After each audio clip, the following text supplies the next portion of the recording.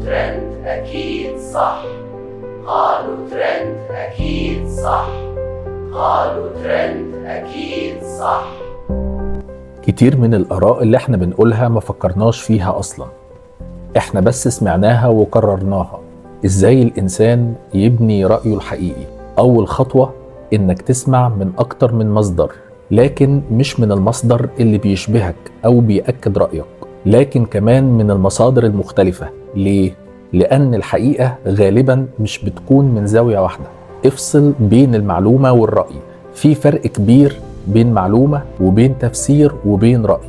أحيانا الناس بتقدم رأيها وكأنه حقيقة، لكن التفكير الواعي بيحاول يميز بينهم. خد وقتك. بعض المواضيع مش لازم يكون عندك رأي فوري فيها، ممكن تقرأ وتفكر وتسمع وبعديها تبني رأيك. الرأي اللي بيتكون ببطء غالبا بيكون أعمق. تقبل إنك ممكن تكون غلط. بناء الرأي بيحتاج لشجاعة. شجاعة إنك تقول يمكن أنا كنت فاهم الموضوع غلط، وده بالمناسبة مش ضعف، ولكن دي علامة عقل ناضج.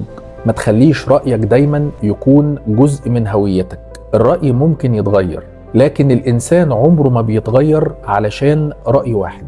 لما تفصل بينك وبين رأيك بيبقى تغيير الرأي أسهل. بناء رأيك بنفسك هو الطريقة الوحيدة علشان ما تكونش مجرد صدى.